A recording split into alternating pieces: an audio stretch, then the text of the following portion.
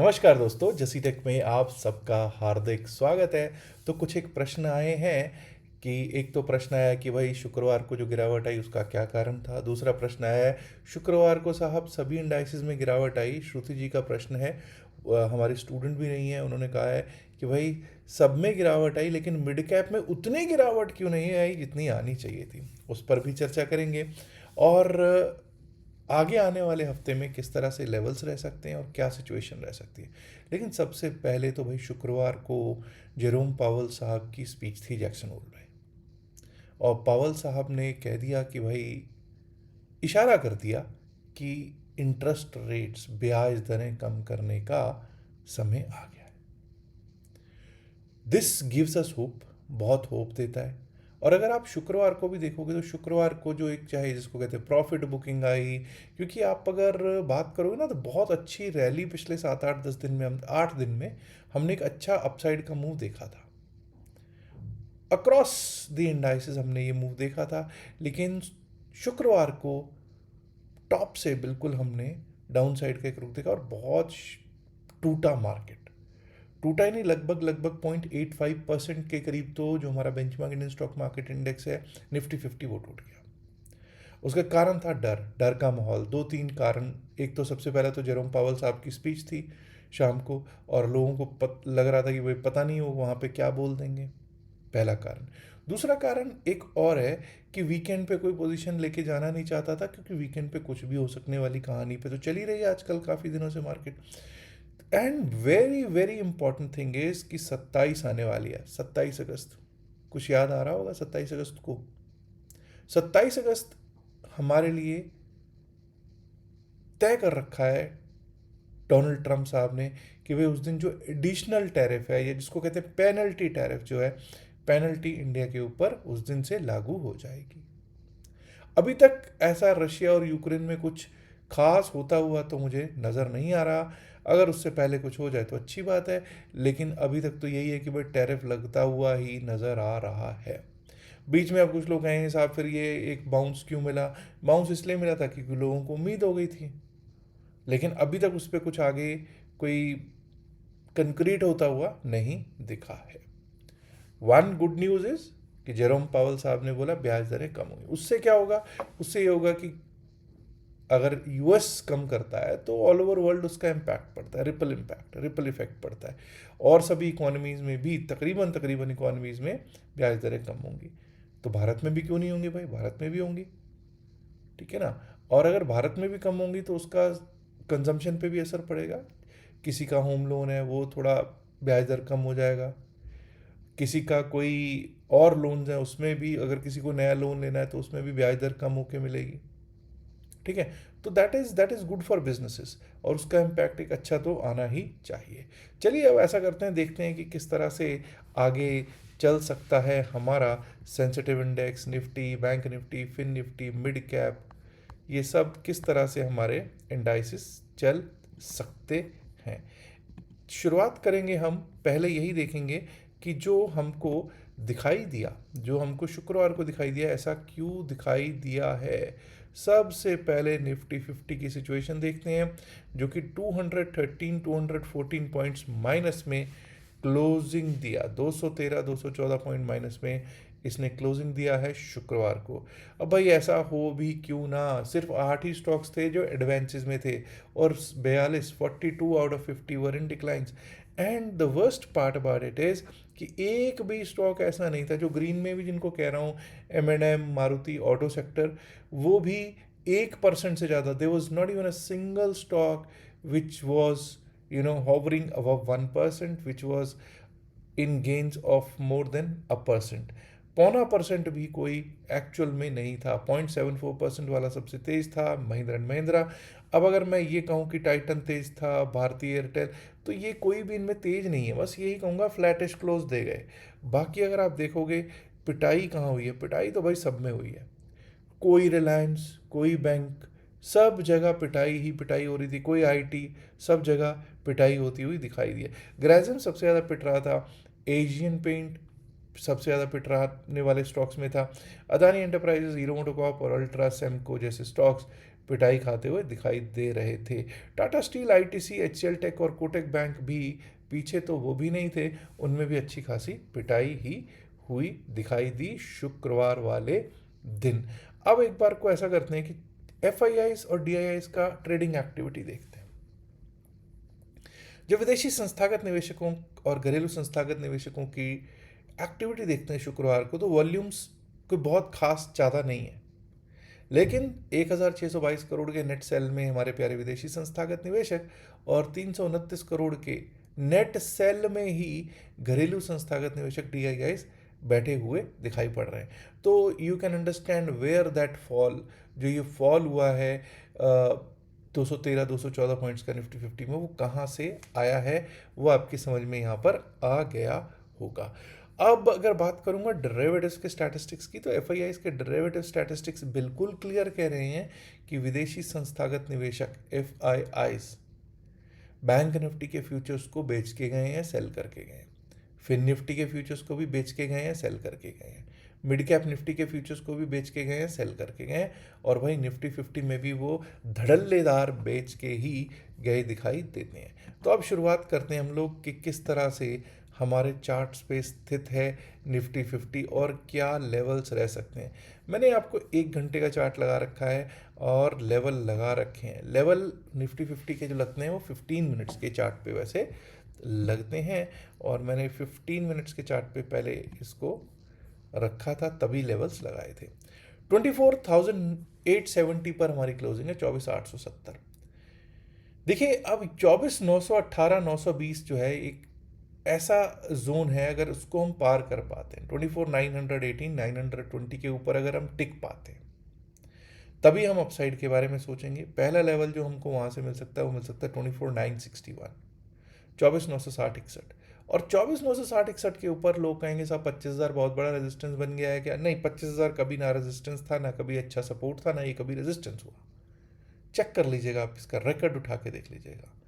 तो अगर उसके ऊपर निकलते हैं तो 25,017 25,017 आ सकता है, और अगर वो भी पार हुआ तो 25,074 25,074 73 के लेवल्स दिख सकते हैं। वहीं अगर हम बात करेंगे कि शुक्रवार के लो को अगर काट जाता है, अब न्यूज़ है कुछ भी आ सकती है, 24,858 24,858 कट गया तो 24,800 24,801 आ सकता है, और अगर वो भी कट गया तो 24,770 24,770 24,770 का लेवल दिखाई पड़ सकता है। Let's now talk about the levels of bank Nifty. Nifty bank के लेवल्स की कर लेते हैं बात। ये रहे साहब आपके 55,150 के आसपास क्लोजिंग होती हुई, 55,149 150 पर इसकी क्लोजिंग हुई है।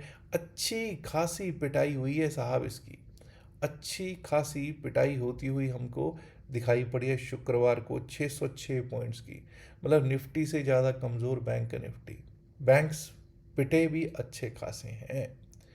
55,507 55,500 55,507 के ऊपर जब तक हम नहीं टिकेंगे, वर्ड्स पे ध्यान दीजिएगा, जब तक हम नहीं टिकेंगे।